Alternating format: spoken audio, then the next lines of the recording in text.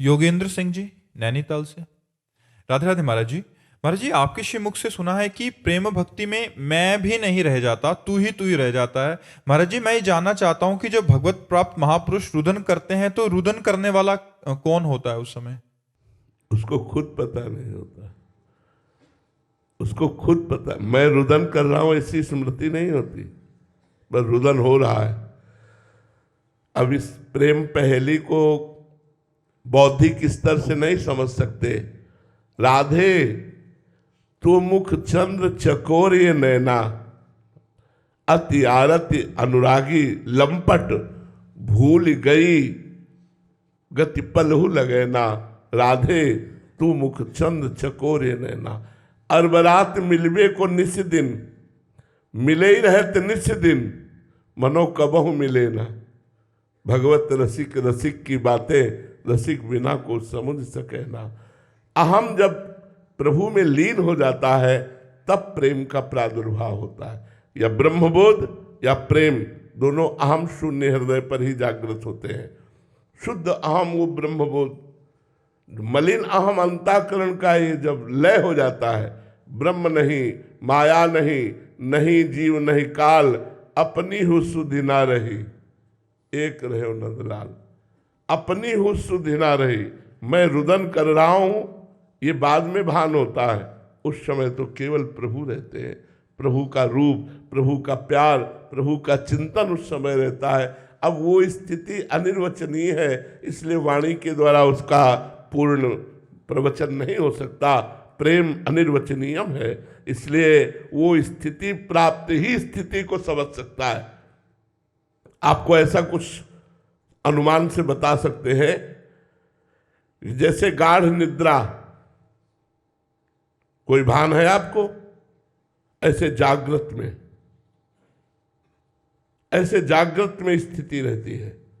गाढ़ निद्रा में वो तमोगुण में लीन हो जाता है और यहां त्रिगुणातीत भगवान में लीन है।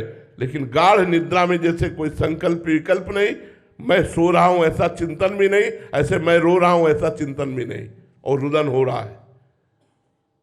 अब कैसे तुम जानोगे पहली भगवत रसिक रसिक की बातें रसिक बिना को समझ सके ना। वो चिल्ला रहा है, हा कृष्ण। आपको लगेगा ये कृष्ण का प्रेमी अपने को अलग समझकर कृष्ण के लिए रुदन कर रहा है? नहीं। तन मन के बिछुरे नहीं, चाह बढ़े दिन रैन। तन और मन के बिछुरे नहीं, चाह बढ़े दिन रैन, और कबों संजोग न मानहि, देखे भरी भरी।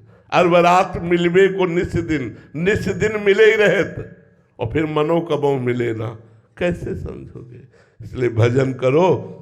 भजन करते हुए जब हमारे हृदय में प्रेम आएगा तब ये बात समझ में आएगी। अभी अहम से युक्त हो, इसलिए अहम शून्य दशा का कैसे परिचय जान सकते हो? अहम शून्य दशा का परिचय अहम शून्य हृदय ही जान पाता है। सौरभ जी, गाजियाबाद से। राधे राधे महाराज जी। महाराज जी, सत्संग में सुना था कि शरीर निर्माण के समय हमारा प्रारब्ध के अनुसार शरीर के सभी रिश्तेदार नातेदार जो हैं वो मिलते हैं, तो क्या गुरु का मिलना भी हमारा प्रारब्ध था या कृपा? कृपा। गुरु का मिलना, संत का मिलना ये प्रारब्ध से नहीं होता। अब मोहि भाव भरोस हनुमंता, बिनु हरि कृपा मिले नहीं संता। ये भगवान की जब अहेतुकी कृपा होती है, दीन दयाल जब हम पर द्रवित होते हैं तो अपने प्रेमी महात्माओं का संग दे देते हैं, सदगुरुदेव भगवान की शरण दे देते हैं। ये कृपा से मिलता है। कभी कभी बड़े पुण्य बन जाते हैं, परोपकार बन जाता है, उससे भी कृपा हो जाती है। पुण्य पुंज बिन मिले ही न संता, ऐसा भी आया है, पुण्य पुंज बिन मिले ही न संता। तो बड़े पुण्य एकत्रित हो गए, भगवान की कृपा हुई और हमें संत मिल गए, सदगुरुदेव मिल गए, उनकी कृपा हुई तो भगवान के मिलने का मार्ग मिल गया। भगवान के मिलने का हमें जो सतमार्ग है वो संत और सदगुरुदेव से मिलता है, और भगवान से हमें संत और सदगुरुदेव मिलते हैं।